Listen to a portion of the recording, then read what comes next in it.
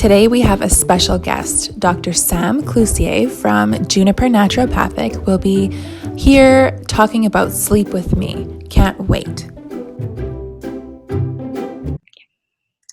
Okay, so thanks for joining me today. Thank you for having me. Yeah, you're welcome. I would love to know a few questions about you before we dive into the sleep questions. Sure. So how did you get into naturopathic medicine? Well, I think I actually have kind of a typical story of how I got into this, which is that I wanted to be like a regular medical doctor, like conventional medicine. And then for me, what happened is I did some traveling around India and Asia and started to learn a little bit about like what we consider alternative, but what is quite mainstream in other places. And just the value of it is great. And then I went to a naturopath myself who helped me with so many things that had really stumped medical doctors for a while. Okay. And so I saw the personal value. I also saw it on like a broader scale.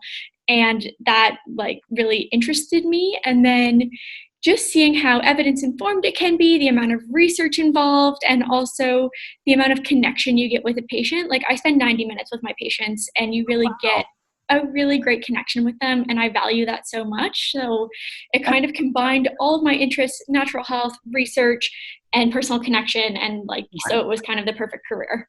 Oh, that is awesome. How long did you spend in India?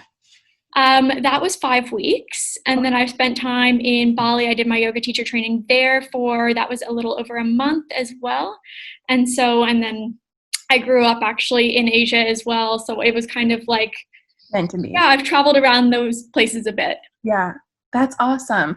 I know it's interesting how even in a sleep sense, Asia, like Japan especially, really encourages co-sleeping, whereas we are anti-co-sleeping. But it's because we're just different. We have big duvet covers and lots of throw pillows. Right. And we have lots of floor beds and minimalist stuff. So it's cool how you're able to incorporate both.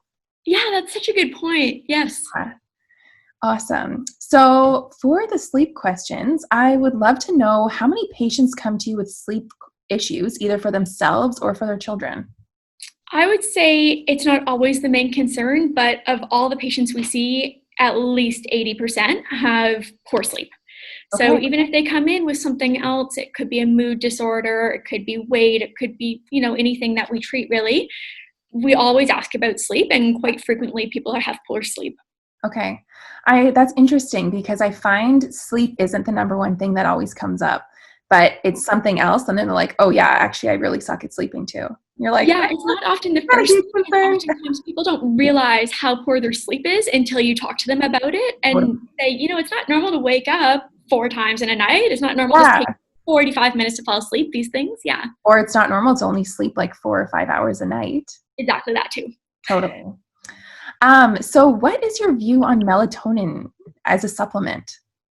Well, melatonin has, I think, really become an up-and-coming supplement over the last 10 years, and it's really good for some types of poor sleep. So it's good for helping you stay asleep, and it's really good for jet lag or that kind of delayed sleep issue. So it's good for those two things. In terms of helping you fall asleep, not my favorite. Okay. But regarding melatonin, I will say it's pretty affordable and very, very, very safe. Okay. So for that reason, I'm really comfortable with it. When people say, oh, can I just try it? I'm always like, yeah, of course. Like not always my first choice, but definitely safe. And we do have a lot of other applications for melatonin, cancer care, fertility, mood disorders, these sorts of things. So it's widely used here for sure. Interesting.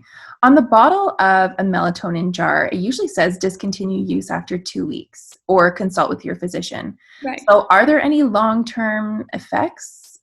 Not that I've seen. The evidence says no. Most studies say very safe, even long-term. People have taken melatonin literally for years, and it's quite safe. Yeah. Okay. Awesome. What would you recommend to a client who's suffering from insomnia? The first thing all of my patients with poor sleep get is a handout on sleep hygiene. So sleep hygiene is essentially really easy things you can do. It's things like turning off your screen an hour before you go to sleep, hot shower before bed, avoiding caffeine in the afternoon. It's a list of, I think it's about 12 things on my list, and you just do as many as you can. So everyone gets that. And then in terms of adding something like vitamins or supplements, that's all individualized on the person. Totally. Yeah. I love that you have a sleep hygiene list because that's exactly what I say even for my pediatric clients. I say, first we're going to focus on sleep hygiene and then we're going to make changes. Yeah. And oftentimes sleep hygiene really makes a huge improvement before you go ahead and add other stuff. So it's definitely worth trying. Totally. And I love that you're trying that first before adding in supplements or even vitamins, because lots of things can be changed. Totally. Those dang screens, though. I know. Everyone, even me, I look at my phone until I go to bed sometimes. Same. I kind of feel like sometimes the doctors are the worst in a way. Like, with taking your own advice. I will say the Flux app is pretty valuable. Oh, okay. So it changes your screen. It takes out the blue light.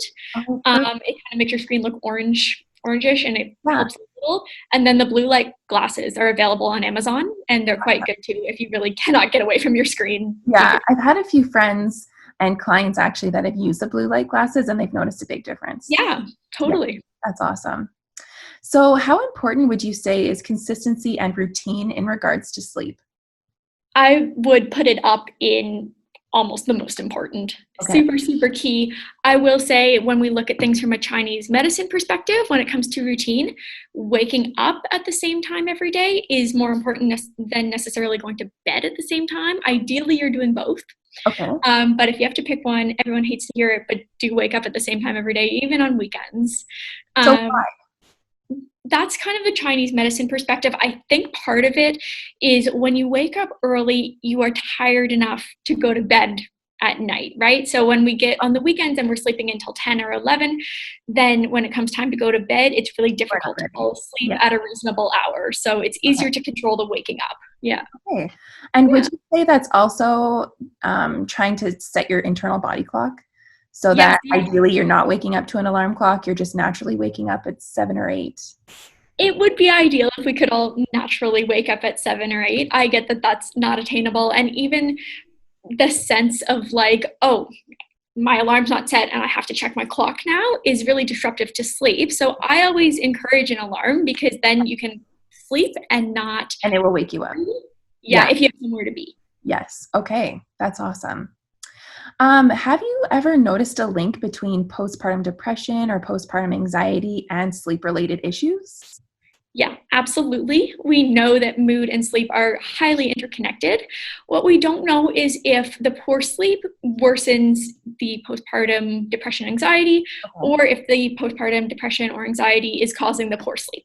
So we don't know what causes what. They are probably both kind of causing each other, but they are absolutely connected. And I think rarely will a patient come in with postpartum anxiety or depression and say, oh yeah, but sleeping great. Like, very rare. Good point. Yeah. Totally. And what type of support are you able to provide for new mothers? So here what we would do is we can provide support in terms of mood and mental health. So that would be kind of on my end. Dr. Sullivan, the other naturopathic doctor here, and she does everything related to hormones. So postpartum, we see major changes in thyroid, in adrenal hormones, these sorts of things. And she's really good at testing and then balancing after birth. And that's super important for a lot of moms. So we do the hormonal support, and then we do more basic stuff, milk supply, nutrition, things like that as well. Okay. So do you also help with breastfeeding too? Yeah, that would be more the realm of Dr. Sullivan, but absolutely. Okay. Yeah. Okay, awesome. And can anyone come to see you, or is a referral necessary? Anyone can come to see us. Yep. Okay, that's awesome. Yeah. A few other questions. Have you ever noticed a link between children diagnosed with ADD or ADHD and sleep issues? Absolutely. This is actually like one of my favorite things to kind of talk about and educate people on, because so many times kids come to see me with a diagnosis already of ADHD or ODD, and really it's that they're having poor sleep. And when you correct the sleep, those symptoms kind of go away on their own. Wow. And one of my favorite kind of stories to tell is of, and I've told this before in talks like this, a younger girl, and her tonsils were so large that she was snoring at night. She couldn't really get into deep, deep sleep. Yeah. And like, you treat the immune system, the tonsils went down, and the ADHD symptoms went away once she was sleeping well. Wow. So it's totally worth investigating sleep and treating that kind of first before you go ahead with an ADHD protocol. Totally. Yeah. So do you find that some of the children come to you who have the diagnosis, are they already being medicated? Older ones, yes, I've noticed that kids kind of under 8, under 6 have not been yet. And that's like, I think, kind of a new up and coming guideline, which is great. Yeah, I am seeing kids that are medicated, but I'm also seeing a lot of parents that are like, I just want to try something natural first, which is great. totally. Yeah. So with a child who is medicated for ADD, but then you fix the sleep issues, have you ever seen them come off of their medication and be okay?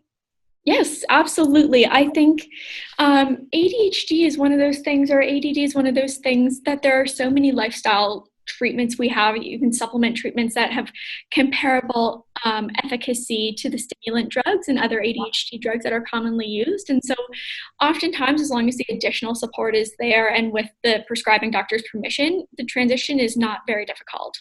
Okay, interesting.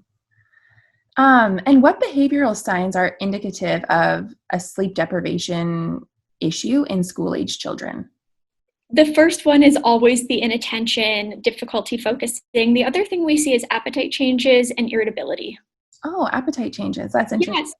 Yes. So either they don't want to eat very much or they are hungry, and oftentimes for like sugary things. Like they have Okay. that really strong sweet tooth. Parents always say like kind of a sweet tooth or wanting the treats all the time. That is kind of indicative as well. I've actually noticed that with my own son. He's only 2, and if we're ever traveling and he misses his nap because we're on a plane and he won't sleep, he is eating nonstop. And I think it's just to try and keep himself awake. It And could, yeah, I could know be he's not hungry. exactly. So that is kind of a sign for sure. Okay, interesting. That's cool. And what factors can contribute to sleep issues in adults? So we talked In about adults, sleep hygiene, but what else do you think? in adults, it could be several different things. Like sleep hygiene is definitely a big part of it. And many people have poor sleep hygiene.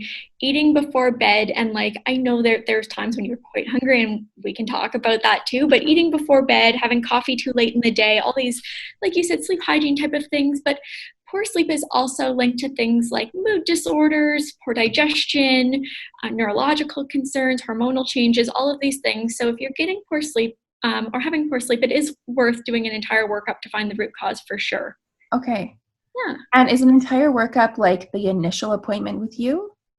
Yeah, that would be the initial appointment. That's where we talk for 90 full minutes, which feels like a long time for some people, but truly it goes by so fast Yeah. because we ask so many questions. Often in the initial visit, we will requisition labs. So we'll get some blood work going and kind of can address it that way too.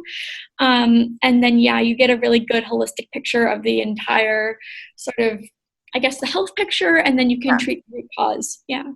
That's so interesting because with like a medical doctor, you're in there for 5 minutes and they're like, okay, only one problem you can deal with. And if you need a prescription, come back next time. Right, exactly. And it's so hard to Me. connect all the dots when you can only say one problem at a time. And Totally. oftentimes they're all connected. Totally. I'm like, Yeah. book me 3 slots in a row. Exactly. So do you find there's a common denominator in every patient who has a sleep-related problem?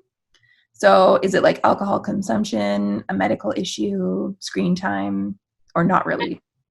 Not necessarily. I will say, like, it's come up kind of this entire discussion is that they all have poor hygiene, sleep hygiene. Like, generally, that would be the common denominator. But difficulty sleeping or difficulty falling or staying asleep can come from such a wide variety of different concerns that it's hard to say one common denominator between everyone. Totally. Yeah. Totally. And what foods would you recommend eating as a snack before bedtime? So when you're hungry before bedtime, I will say do not starve yourself. Eat before you go to bed if you're hungry. You want to eat something that is not going to spike your blood sugar, because when your blood sugar goes up, cortisol goes up. So that's your stress hormone.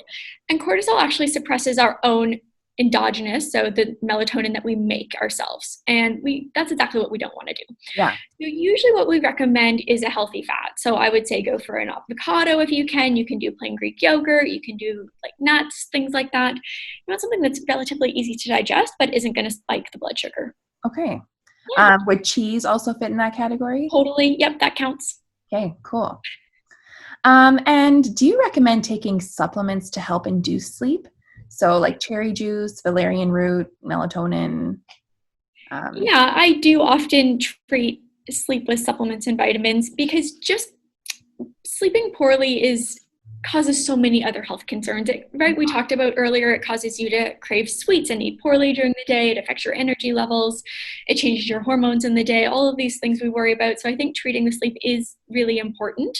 I do recommend melatonin if you're having trouble staying asleep. And then I have other things, like a variety of other things, valerian sometimes, sometimes GABA or L-theanine, these things that help you fall asleep. So that get your body into that parasympathetic, relaxed rest mode that make it easier to fall asleep. Okay, awesome. And would you recommend melatonin usage for a child or mostly for an adult? It's okay to use in children. The latest research says that it does not suppress your own melatonin. Okay. So if you're taking it, you do not have to worry about like, oh, when I stop taking this, my body's not going to know how to make its own melatonin. The latest research says that's not true. It's okay. And in kids, I like it because it's super, super safe, and it comes often in like drops or tabs that kind of melt under your tongue. And so it's a bit easier to take that way than some of our capsules, right, that are harder. And it's a little bit more gentle. It's already in your body. No one's allergic. It's not going to interact with anything than like kind of like our herbal preparations that are a little bit more sedating, stronger, things like that. So yeah, definitely in kids, I think it's an okay solution. Okay. Yeah. Awesome. Well, thank you so much for your time today. I'd love to know your office hours so we can let our clients know. So what days of the week are you open, and what are your hours? We're open Tuesday to Friday, 10 to 6. We do have later appointments for those people after work. We're open till 8, Wednesdays and Thursdays. And then Saturday morning, we're open 10 to 2. Awesome. And you can give the desk a call. What we usually recommend is book a free 15-minute consult. Tell us like what your main concern is, and we would tell you kind of how we would approach it. And then you can get really a sense if naturopathic medicine is a good fit for your concern. Totally. Yeah. Okay, well, thank you so much today. I really appreciate it. Thank you so much for having me, and thank you for all the great questions. Yes, no problem at all. Thanks for tuning in today. I hope you learned something. I know I sure did. If you like what you saw, I would love it if you would subscribe to my channel, throw me a like, and even comment. Have a great day.